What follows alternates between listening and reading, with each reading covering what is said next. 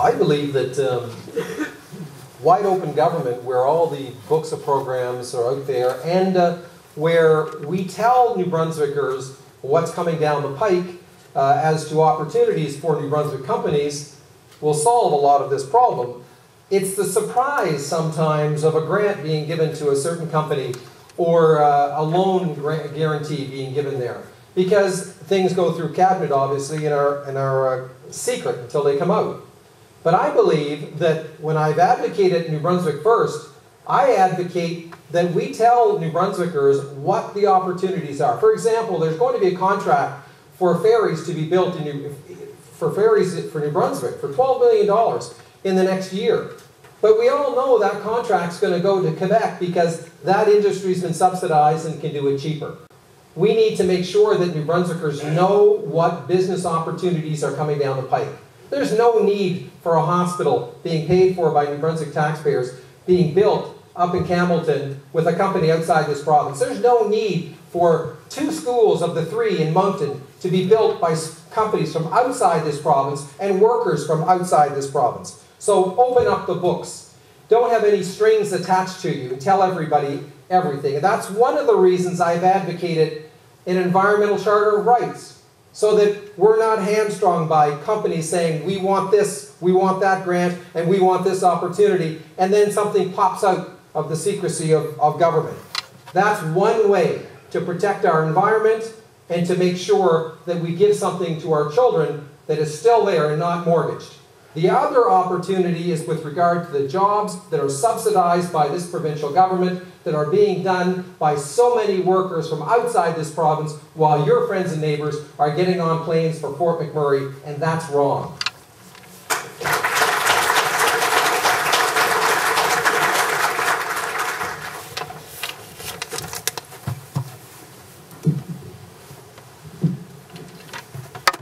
Encore une fois, il faut absolument changer notre culture politique. Again, this question, this loaded question, shows that people want our political culture to change. We have to get patronage out of decisions that are important. All government decisions, frankly, are important. We have to get nepotism out of the decisions of government. We have to make sure that whatever we do, we're doing it for the right reasons. Instead of helping one company or a few companies with some loans and grants, why don't we improve Route 11 and help a lot of companies? Au lieu de concentrer sur des compagnies de l'extérieur, toujours à l'extérieur parce que ça va être meilleur sur le journal, parce qu'on a convaincu une compagnie de venir ici, instead of just focusing on companies outside of the province because it makes for a better headline, because you created 150 jobs out of thin air, help New Brunswick companies that are small, medium, and large, that have innovative, new ideas to grow their companies. Prends la région d'où moi je viens, la région de Capelé, il y a plusieurs pêcheurs là. Et moi j'étais très surpris de voir qu'il y avait des gens qui exportaient leurs produits en Haïti. I went to go visit a fish plant in Capelé during my travels, and they're exporting their products to Haiti. Well, what they need help with is the government to go to other markets, to open up those markets for them. Go to China, to go to Europe, to go to the States. They need a government that's going to help them with infrastructure, that's going to help them with a skilled workforce, that's going to help them with research and innovation to make sure they have better equipment so they can compete nationally, internationally. They're looking to people that have a skilled workforce that can not only do the industries there, but the industries around them, to make sure that everyone in that region is doing well. And the spin-offs obviously create more spin-offs, and everyone sees their companies grow.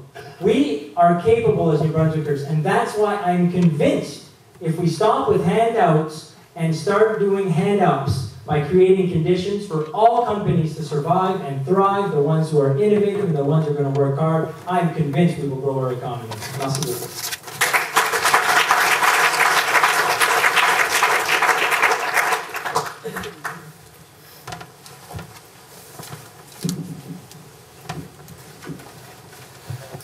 The simple answer is, should we leave all lending practices to the bank?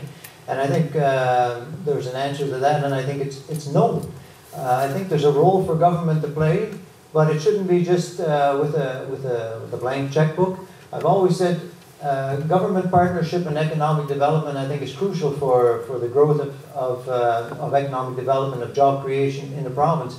But government cannot be the key player. And I think we as government, or whomever government may be, has the right to expect to see at some point an evaluation of the money that's been invested into whatever the plan or whatever the program or whatever the business might be.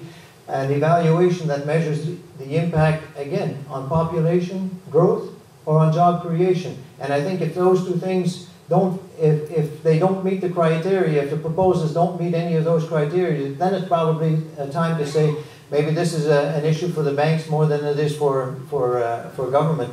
But just something that I didn't mention about when we spoke about economic development a little earlier. One of the things that's really lacking in the northern part of the province is a good highway infrastructure plan. And yesterday it was evidence to me as well. From this region to the north, to the northwest region, to the southern region, and to the central region, and the eastern region, you know, you just dread to take those highways. What an opportunity there to create long-term job creation by saying that we're going to upgrade the highway infrastructure that truly will once and for all connect the northern part of the province with every other part of the province. And then see how well we'll fare out with economic development. Give us the same tools and we'll be able to compete at the same level as everybody else. Thank you.